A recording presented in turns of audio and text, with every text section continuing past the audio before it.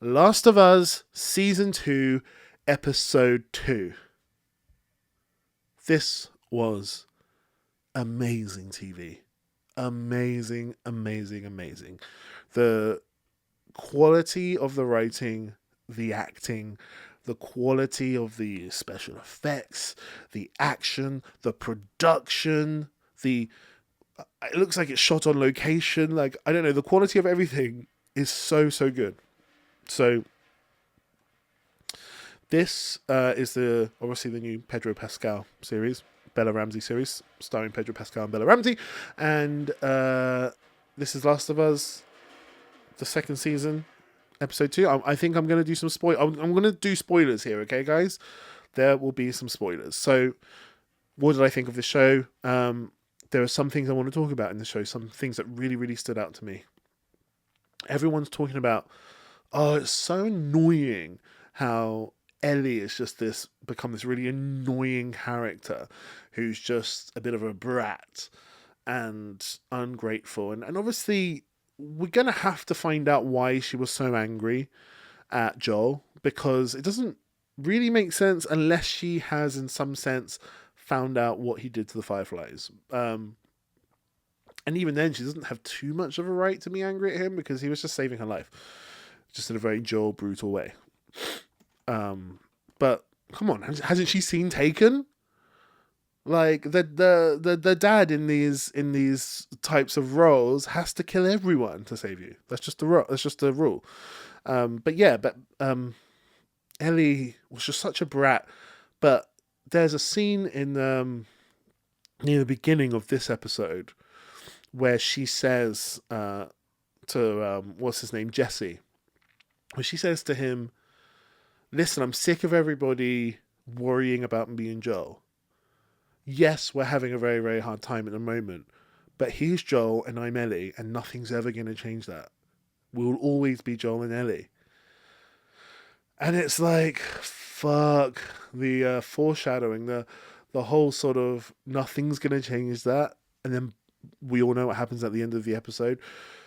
It's just like she's saying, like, yeah, okay, I have a big issue with him at the moment, but in the end, I will always love him, and he will always love me. And that's just gospel. That's just the way it is. Nothing will ever change that.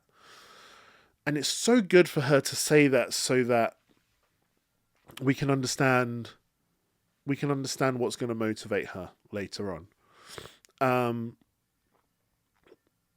I'll get to what happens at the end of the show in a bit. But first off, so we have that scene. So that's wonderful. So we've had Ellie being a bitch to Joel, being a brat to Joel, and then we've had her going, "Listen, yeah, I'm being a bitch, but I've got my fucking reasons, but in the end I still love him and he still loves me."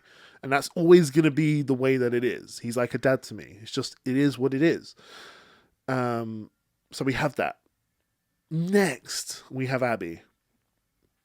So she's up in the mountains trying to look, and Joel is out.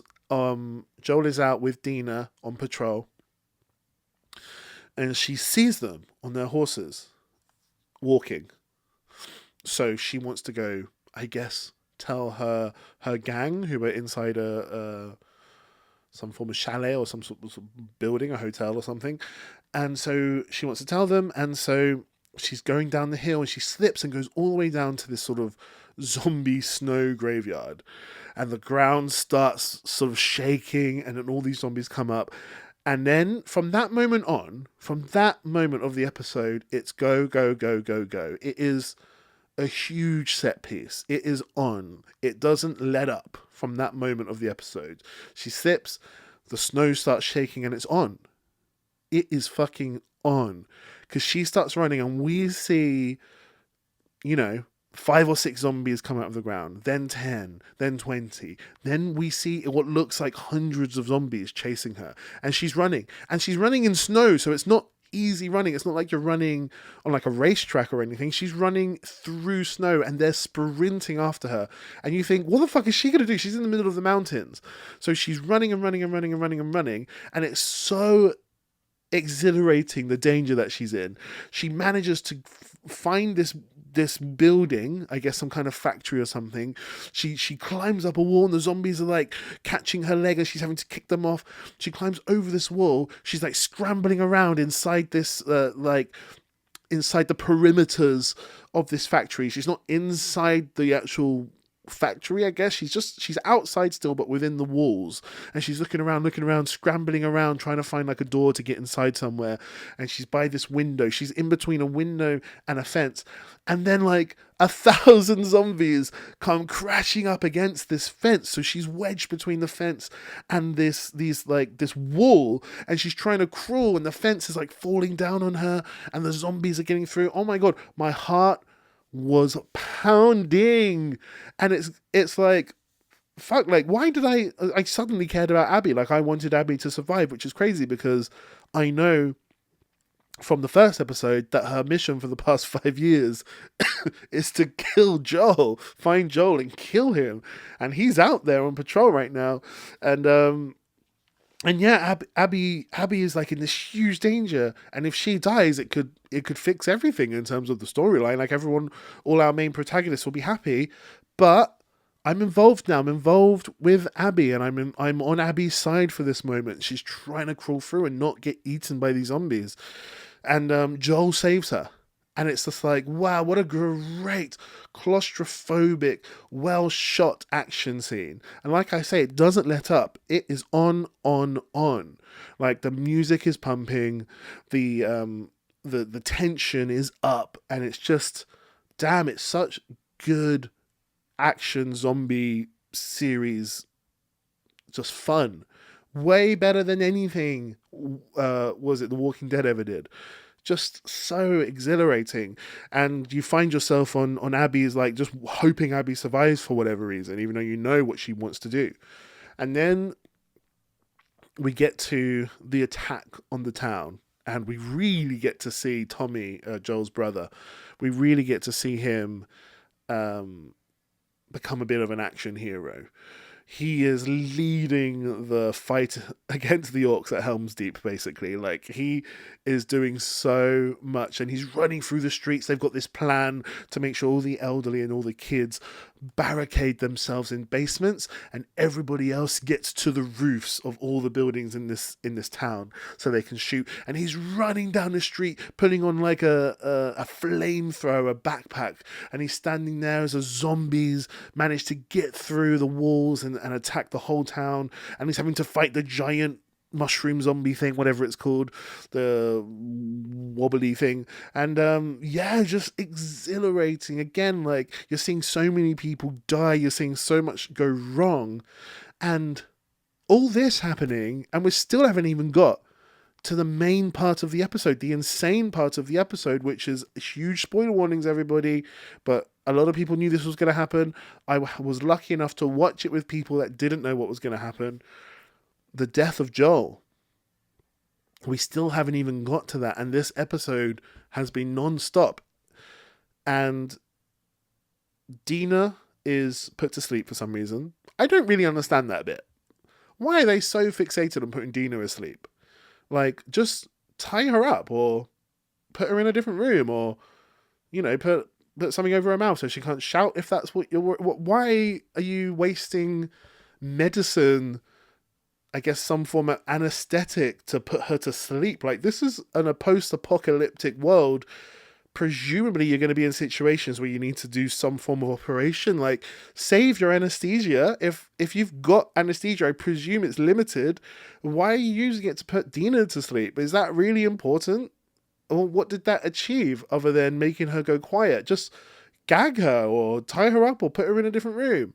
Why did they put her to sleep? That seems so unnecessary. But for some reason, there was some chunk of time dedicated to this for whatever reason, but it wasn't too long, so it was done. And I was a bit like, well, that was weird and a waste of anesthesia. But okay, it's when Abby, played by is it Caitlin Dever, when she gets the shotgun and just straight up shoots Joel in the knee. And you're like, fuck, it's going down now. It's going down now. And I wasn't expecting it to go down this episode. I thought they would come up with a way to make Joel last a few more episodes, but she straight up shoots his fucking leg and he falls down, and we're like, it's on right now. This is happening now. We're going to witness it right now. There's nothing to be done. You know, Bella, Ellie comes in, played by Bella Ramsey, to maybe save the day a bit, but she does a very bad job. She comes in and carelessly tries to shoot, and then immediately gets subdued on the floor. But it's great because then she has to watch Joel get killed, and Joel's just being pummeled to the floor. Abby has broken the golf club against his leg, so now it's just a snapped golf club. And she stabs him in the neck, and things just go quiet at that moment. The acting from Ellie was wonderful. The screaming, the "I'm going to kill you." Pedro Pascal really had nothing to do or say, really. He just lets his legs get beaten up, and there's a bit where, like, Abby is talking, like, saying, you did this, this is just wrong. There are some things in this world everyone knows just wrong. And we've got a code. Like, she just is yapping. And there's an amazing, I guess this is Joel's last line, his amazing last line, which is, so Abby's yapping, saying what she's going to do to Joel, saying that he has no morals or his ethics, like everybody has ethics or whatever. And she's yapping, going on and on and on, delivering a good speech, like she's doing well as an actress. But Joel's last words of his life are, "Shut the fuck up and do it already," which is so fucking Joel. It's just he's so fucking brutal, right? And yeah, his last lines are brutal. Shut the fuck up and do it already. And she still tries to talk. She's like, "No, you don't get to rush this." And then she starts whacking him. But yeah, he dies. And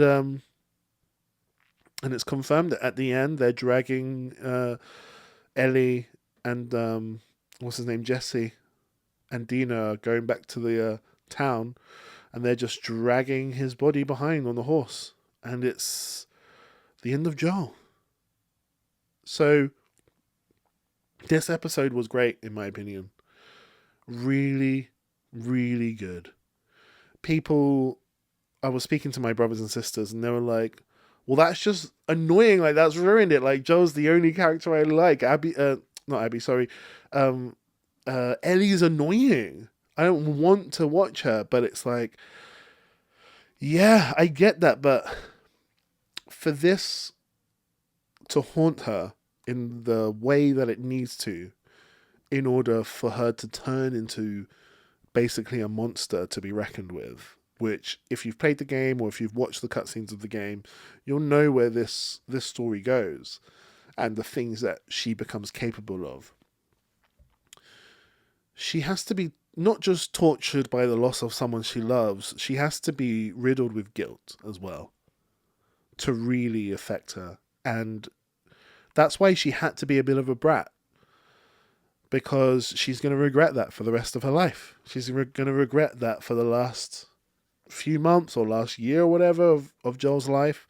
She made it kind of a living hell for him. Not talking to him, not mending their relationship. She's got to be riddled by that guilt, because a monster is born, you know? A real monster, a real life human monster is born, worse than the zombies. And like I said in the last episode, this is the beauty of this show. It's about what humans are capable of when they experience high levels of pain. What humans will do, how humans react differently. And she's just a monster has been born, and we're going to see that now.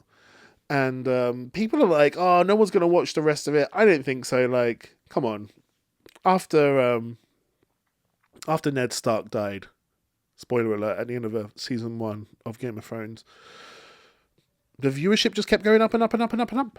And it's just, I think it's good to kill off main characters. We've got to have real stakes where real people can die and stay dead in shows. That needs to happen. You can't just have your protagonist survive everything, because then we know they're not in trouble. Really, the next time they're in trouble, we'll know. Well, they're not really in trouble because that's our main protagonist. They can't kill him. Well, now that rule's out of the window, right? The rule's out of the window. They can kill the main protagonist, and that just makes everything more on the edge, and it will make every subsequent episode more on the edge of your seat. So just great TV. I thought best episode of the season so far. Probably the best episode of Last of Us, other than season 1, episode 3 with the gay couple, which was heartbreaking and beautiful. But yeah, just phenomenal. Absolutely phenomenal. Can't wait to watch the next episode and the rest of the whole season. I just think it's great writing, the best video game adaptation of anything ever. So hats off. Great TV. Tell me what you thought in the comments below. Please, I beg of you.